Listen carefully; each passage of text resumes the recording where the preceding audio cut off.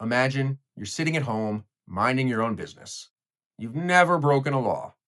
Maybe you're like me, waiting for tip-off of the Knicks, hopefully destroying the Sixers in Game 1 of the Eastern Conference Semis tonight. Meanwhile, 2 miles away, a bank is being robbed. Detectives have no leads. Suddenly, the detectives do something that should be impossible in a free country.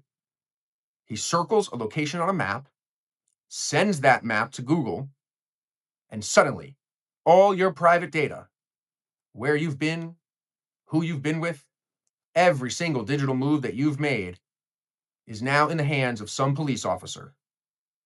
Unfortunately, this is not some sci-fi futuristic movie. This is the Geofence Warrant. And just this week, the Supreme Court started hearing arguments to decide if it had officially killed the Fourth Amendment. For background on just how scary this is, we have to look to the case of Jorge Molina. In 2018, in Avondale, Arizona, it was just another ordinary day when 24-year-old Jorge Molina was at work when suddenly the police swarmed and arrested him for first-degree murder for something that had happened 9 months prior. One little problem. Molina had nothing to do with this murder. So why was he arrested? Because a geofence warrant said that his phone was at the location of the crime. He spent 6 days in jail for a crime he did not commit. He lost his job, he lost his car, he lost his reputation, he had to fight legal battles in court. So what happened here? There was a little glitch with the geofence warrant. See, it was an old device that his mom's boyfriend was using at the time of the crime. This device was still logged into some of Jorge's accounts, the algorithm locked onto a suspect, and the police followed suit. In Jorge's case, I guess you could say he was lucky because eventually the truth did come out, but there are tons of people where that would not be the case. The case before the Supreme Court now is United States versus Chatrie. It all started back in 2019 when a credit union in Virginia was robbed for $195,000.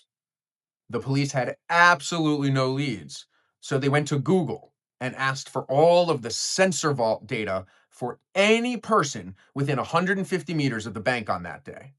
That radius included churches, banks, private residences.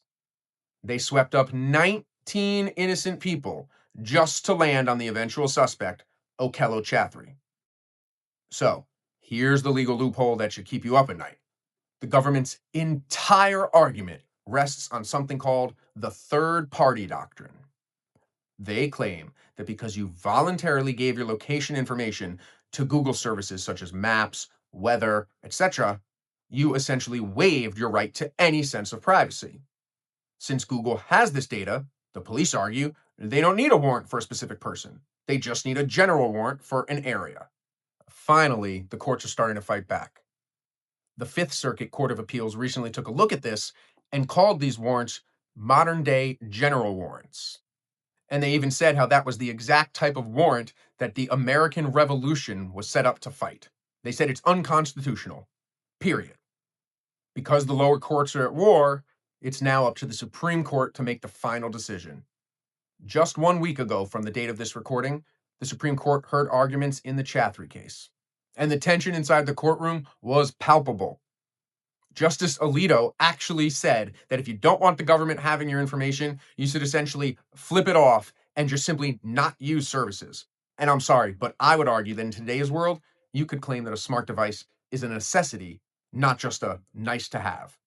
Fortunately, Chief Justice Roberts fired back, asking, should we really have to turn off our most important services of the 21st century just to avoid government surveillance? I really can't overemphasize the stakes.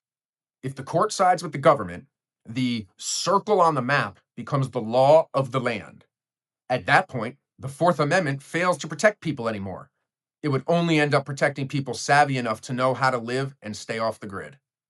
The ruling is expected this summer, hopefully by late June, but the precedent is being set today. You tell me, is your phone a convenience? Is it a necessity? Or is it simply a government surveillance tool that we pay to have the right for every month?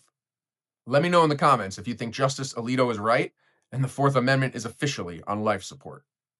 I'm going to make sure to stay up to date on all developments in this case. So if you want to stay up to date on the most current happenings affecting your rights, please hit that like and subscribe button. Until next time, know your rights. Hold the line. Silence isn't guilty, it's a design. From the trunk to the bag, they need probable cause. Rights by Riverbeast. Brush up on your law.